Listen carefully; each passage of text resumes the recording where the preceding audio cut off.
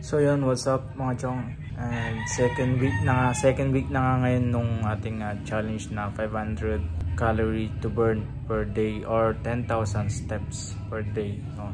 And then yun na. And nung nakaraang first week natin na challenge is naka tayo sa fitness to, sa jog lang to, sa calorie burn per week for running jog. So dito tayo sa March 11 to 17 is nung first day natin naka 412 tayo na burn. Sunod 393, 419, 336, 360, 137, 171, bali 2, 4, 6, 7 days, 1 week, no? So naka burn tayo ng 2,222 sa pagtatakbo at lalakad natin yan, no? So mas umangat siya compare nung last week, no? 2,043 lang ngayon, 2,222 plus yung ginagawa nating workout na pull day, push day, and leg day. So kung susumahin, dagdagan natin siya ng siyempre ang nakaano kasi sa Google na nabuburn sa isang oras na pag-workout is 1 to 200 calories, no? So dagdagan natin siya ng 300 kasi parang thrice a day tayo nag-workout, no, sa isang linggo. So magiging 300, so magiging 500, 2,522 siya, no? So kulang pa rin for 3,500 calories to burn 1 pound fat. So siguro dahil nadagdagan tayo kasi hindi natin na-achieve yung 3,500 calories to burn, no, sa isang linggo. So yun siguro, pero try natin ngayong week na ma-meet yung 3,500 calories na mabuburn sa isang linggo. So let's go, G.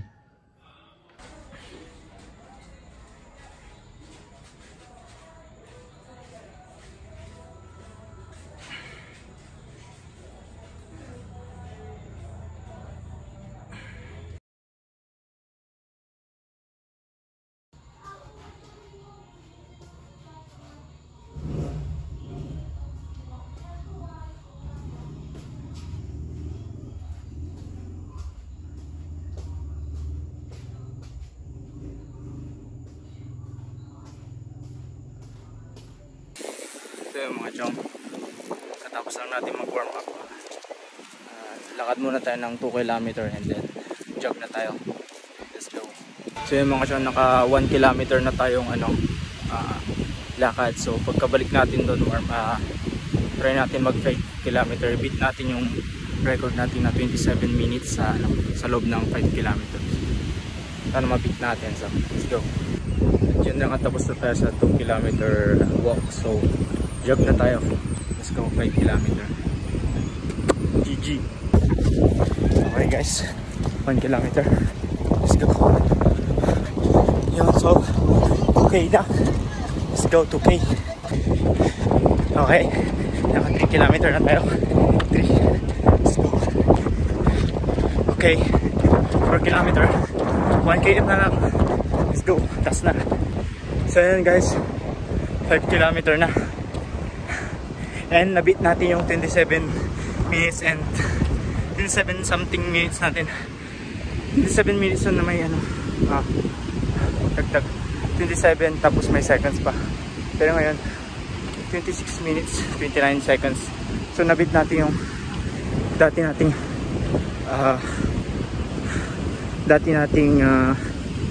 pinaka mabilis, no. So 26 minutes 29 seconds na ngayon. Mabilis na yun para sa akin. See. Atin na mga chong, Wednesday na ngayon and pang day 3 na natin ng ating week 2 ng 500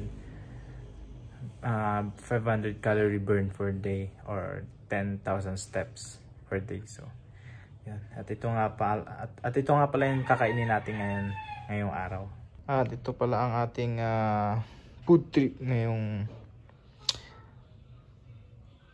unang meal natin. So Ito 100 grams rice lang, and dalawang itlog, and isang 178 grams na fried chicken. Pero mababawasan pa yan kasi may buto pa siya. So ililas na lang natin mamaya yung buto.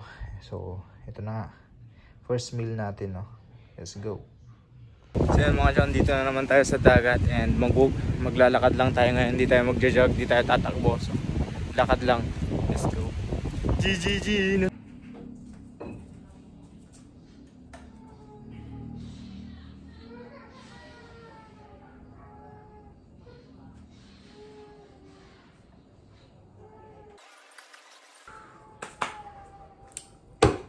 So yun, so yun mga guys, so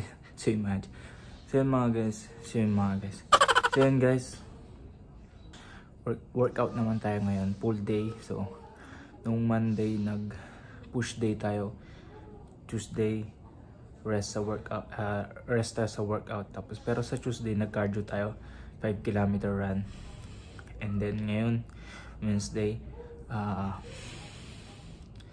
full day naman. So tara, samahan niyo ko.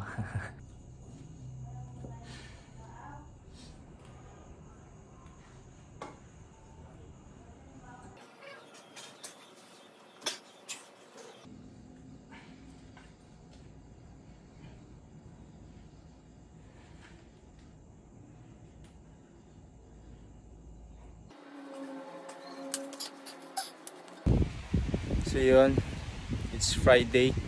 Yun guys, try natin long run 7 km. Let's go, try. G. At yun na mga chon, dito na tayo sa bahay, and tapos na yung easy long run na 7 km natin. So nagpapahinga na tayo, and it was a not easy 7 kilometer run. So yun, at inabot tayo ng 48 minutes and 55 seconds no. So yun na nga, and this is it for today's Friday. So what's up, it's your boy LDJ. So it's Monday na ngayon, and then natapos na yung 1 week challenge natin. Kaya tayo nakahiga ngayon kasi na over fatigue tayo. So biruin mo 5 beses sa isang linggo mag jogging, pinaka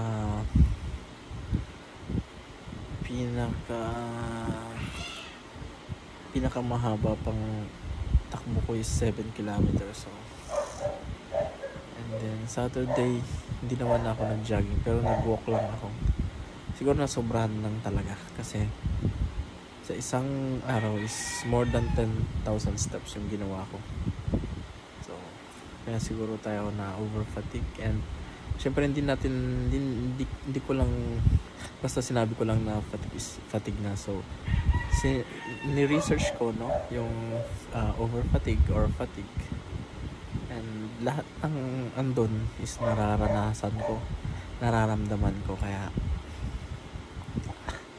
nasabi ko rin na fatigue na. So yun, kaya yun.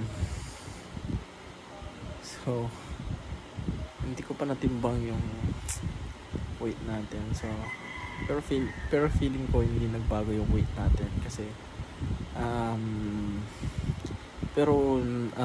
nag-firm yung legs ko no, kasi may tinatawag tayong body recomposition no.